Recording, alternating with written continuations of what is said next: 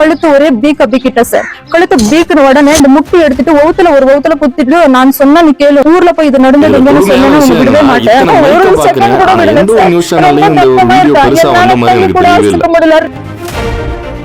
அவ்வளவு பச்சை அசிங்கமா என்ன நாசன் வாக்கிட்டா சார். என்னால வெளியில கூட அந்த அளவுக்கு சொல்ல முடியல சார். காவல்துறை பெண் ஊழியருக்கே இப்படி ஒரு கொடூரமான சம்பவம் நடந்திருக்கு நம்ம தமிழ். 4-5 நாளைக்கு முன்னாடி இந்த நிர்பயா கேஸ் மாதிரியே டெல்லியில பாத்தீங்கன்னா ஒரு பஸ்ஸுக்குள்ள வச்சு ஒரு பொண்ணை பாலியல் வன்கொடுமை, கூட்டு பாலியல் வன்கொடுமை பண்ணாங்க அப்படின்னு ஒரு நியூஸ் போட்டு ஞாபகம் இருக்கு. கிட்டத்தட்ட அதே மாதிரியான ஒரு சம்பவம் நம்ம தமிழ்நாட்டுல நடந்திருக்கு. அதுவும் ஒரு பெண் காவல் ஊழியருக்கு நடந்தது. டெல்லியில நடந்தது ஒரு டிராவல்ஸ் பஸ்ஸுக்குள்ள, இங்க நடந்தது ஒரு டிடில, அதாவது ஒரு டெம்போ டிராவலருக்குள்ள. இப்ப நீங்க பாக்குறீங்கல்ல, அந்த மைக்கு முன்னாடி பேசிட்டு இருக்காங்கல்ல அந்த காவல்துறை பெண் ஊழியர் பாத்தீங்கன்னா முடிஞ்சு வீட்டுக்கு போறதுக்காண்டி பஸ்ல வந்து இறங்கிட்டு அவங்க வீட்டுக்கு போறதுக்காண்டி வெயிட் பண்ணிட்டு இருந்திருக்காங்க. அப்போ அவங்க ஊரை சேர்ந்த ஒரு டெம்போ டிராவலர் வச்சிருக்காங்க. அந்த பஸ்ல இருந்து இறங்கி தனியா நின்ன உடனே வரீங்களா, நான் போய் இறக்கி விடுறேன் அப்படின்னு கேட்ட உடனே சரி நம்ம ஊருக்காரங்க தானே போகலாம் அப்படின்னு சொல்லி இவங்க நம்பி ஏற அவன் டெம்போ டிராவலரை பூட்டிட்டு இந்த அம்மாவோட கழுத்தை பிடிச்சி இவங்க வயித்துல எத்தி சொல்றத நீ செய்யலைன்னா உன்னை கொன்றுவேன், இதை பத்தி வெளியே சொன்னாலும் உன்னை கொன்றுவேன்னு சொல்லி அக்கா அக்கான்னு கூப்பிட்டு வண்டியில ஏத்துனவன். அந்த மாதவிடாய் காலத்துல ரொம்ப சோர்வா வந்து அந்த பெண் ஊழியர் ப்ளீட் ஆகுது, நான் இந்த மாதிரி ஒரு சிச்சுவேஷன்ல இருக்கேன்னு சொல்லி அழுத அவங்கள ரொம்ப கொடூரமா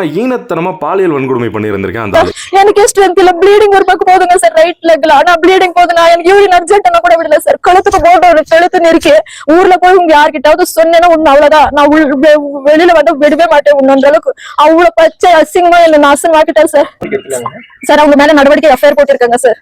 அவர் எங்க இப்ப தலைமறைவா இருக்காங்க சார். இப்போ இதுல கொடுமையான விஷயம் என்னன்னா, இத்தனை மைக்க பாக்குறேன் ஆனா எந்த ஒரு நியூஸ் சேனல்லையும் இந்த ஒரு வீடியோ பெருசா வந்த மாதிரி எனக்கு தெரியவே. இங்க பெண்கள் பாதுகாப்புக்கு பாதுகாப்பு அளிக்கக்கூடிய காவல்துறை பெண் ஊழியர்களுக்கே இங்க பாதுகாப்பு இல்ல. டெல்லியில ஓடுற பஸ்னா இங்க டெம்போ டிராவலர், அதான் வித்தியாசம். 2 நாளைக்கு முன்னாடி பாலியல் வன்கொடுமை செய்யப்பட்ட வாய் பேச முடியாத மாற்றுத்திறனாளி பெண்ணுக்கே எவனும் வாய்ஸ் அவுட் பண்ணல. இந்த காவல்துறை ஊழியருக்கா வாய்ஸ் அவுட் பண்ண போறாங்க? ஒத்துக்கிட மனசு இல்லனாலும் அதான் நேசம்.